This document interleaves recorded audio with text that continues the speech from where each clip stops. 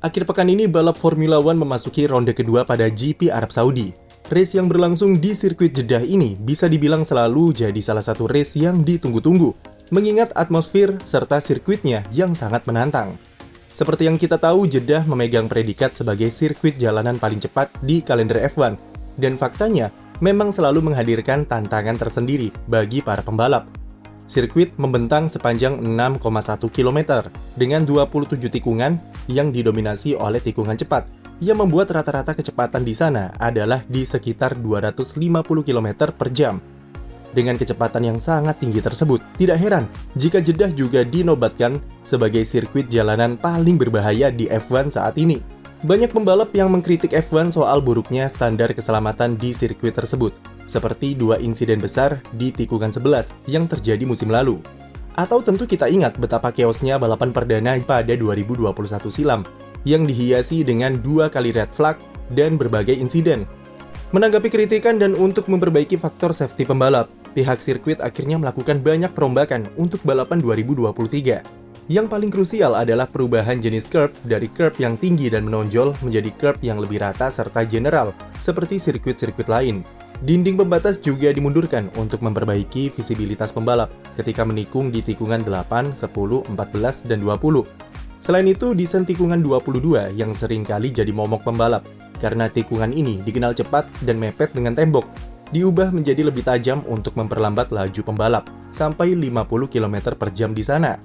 Pihak sirkuit juga menambahkan semacam rumble lines atau garis bergerigi di exit tikungan 3, 14, 19, 20, dan 21 untuk menimbulkan efek getaran di mobil ketika pembalap keluar jalur.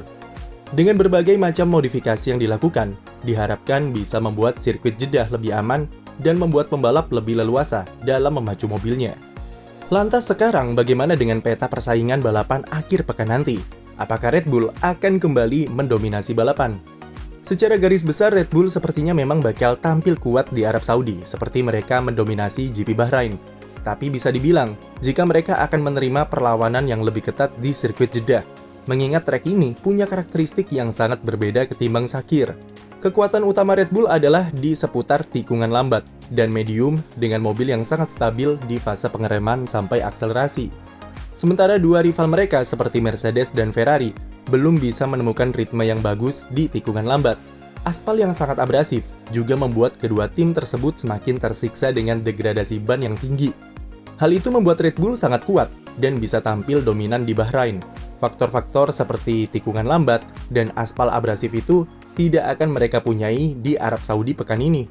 Tikungan cepat yang berkelok-kelok akan menguji seberapa kuat RB19 dibanding Ferrari ataupun Mercedes. Jika kita lihat dari data mini sektor kualifikasi Bahrain kemarin, ada 2 aspek di mana Red Bull harus mengakui keunggulan mobil Ferrari, yaitu di lurusan dan tikungan cepat. Bahkan, Helmut Marko juga mengatakan jika Ferrari saat ini punya mesin tercepat di grid F1. Dan pernyataan tersebut didukung oleh data yang memang menunjukkan jika Ferrari adalah tim tercepat di lurusan. Berdasarkan hal-hal tersebut, tentu logis jika kami katakan jika Ferrari seharusnya bisa tampil lebih kuat dan mengeluarkan potensi terbaik dari mobil SF23 di Arab Saudi. Tapi, balapan belum mulai saja, Ferrari sudah ambyar. Charles Leclerc dipastikan akan mendapatkan hukuman penalti karena ganti komponen baterai di mesinnya sebagai akibat dari kerusakan yang timbul di Bahrain. Dikonfirmasi jika Leclerc akan mengganti komponen kontrol elektroniknya dan akan turun 10 grid saat start GP Arab Saudi nanti. Ia juga berpotensi turun grid lebih jauh dan start dari belakang jika Ferrari memutuskan mengganti juga komponen energy store miliknya. 2 komponen tersebut hanya diberi jatah 2 buah saja untuk musim ini dan keduanya bermasalah di Bahrain karena korsleting listrik yang menyebabkan gangguan dalam pengisian daya baterainya. Bukan awal yang bagus bagi Leclerc, mengingat potensi dari mobil SF23 yang sangat bagus di sirkuit Jeddah. Alhasil, Ferrari kemungkinan akan mengandalkan Carlos Sainz di depan untuk melawan duo Red Bull. Sergio Perez mungkin bakal jadi pembalap yang paling bersemangat akhir pekan nanti. Sirkuit jalanan seperti Arab Saudi selalu cocok dengan gaya balapnya dan musim lalu, Checo meraih pole position perdananya di sini.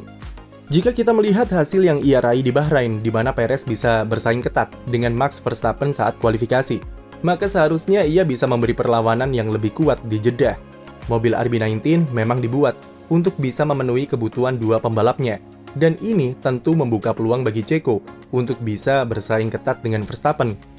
Meski Red Bull kemungkinan besar akan sedikit kesulitan dengan karakteristik sirkuit Jeddah, tapi dengan kemampuan mereka yang cukup fleksibel mengenai settingan mobil dan Charles Leclerc yang terkena penalti, maka sudah sewajarnya jika mereka kembali dominan hari Minggu nanti. Lalu bagaimana dengan Mercedes? Sama seperti Ferrari, mereka diharapkan bisa tampil lebih kuat di GP Arab Saudi ketimbang GP Bahrain yang lalu, di mana mereka dipermalukan oleh Aston Martin. Mereka punya kelemahan dan kekuatan yang sama seperti Ferrari, di mana karakter sirkuit Jeddah yang cepat dan tidak banyak pengereman seharusnya bisa berpihak ke mobil W14. Seperti yang kami bahas pekan lalu, Mercedes punya top speed yang bagus, dan mereka hanya kalah dari segi pengereman dan akselerasi dari Aston Martin. Dua faktor tersebut tidak dipunyai oleh Aston di Arab Saudi, dan seharusnya lebih berpihak ke Mercedes. Sektor pertama mungkin akan jadi area di mana Mercedes akan sangat keteteran, terutama jika mereka menggunakan settingan low downforce. Tapi anggap saja itu pengorbanan untuk bisa memaksimalkan kecepatan di dua sektor terakhir yang didominasi oleh lurusan dan tikungan cepat. Aston Martin jelas akan diuji sejauh mana mereka bisa mengeluarkan performa mobilnya di sirkuit dengan karakter seperti Jeddah. Mereka sudah punya paket yang bagus, tinggal bagaimana cara tim untuk mengadaptasi settingan mobil untuk bisa tetap kompetitif di Arab Saudi. Untuk papan tengah, kemungkinan akan berjalan sama ketatnya seperti Bahrain kemarin. Alpine dan McLaren seharusnya bisa tampil jauh lebih kuat untuk memperebutkan posisi 8 besar di top 10. McLaren meskipun problematik, tapi mereka menyimpan potensi yang cukup bagus di mobil MCL60 mereka dengan race pace yang lumayan oke untuk bersaing di papan tengah. Alfa Romeo masih berpeluang jadi kuda hitam di papan tengah, mengingat mereka memegang predikat sebagai best of the rest di Bahrain. Williams juga bisa mengancam untuk mencuri posisi 10 besar, mengingat keunggulan mobilnya di lurusan, walaupun sirkuit Jeddah yang dikenal berangin kencang diprediksi bakal menyulitkan mereka. Pembalap-pembalap rookie seperti Logan Sargeant, Oscar Piastri, dan Nick De Vries juga akan diuji skill serta adaptasinya di sirkuit Jeddah. Balapan GP Arab Saudi akan berlangsung di hari Senin dini hari, dan walaupun kemungkinan besar sudah bisa ditebak siapa yang menang, jangan lewatkan nonton langsung ya. Jadi bagaimana prediksi kalian untuk race nanti? Tulis di komentar, dan jangan lupa beri like dan subscribe untuk konten F1 lainnya.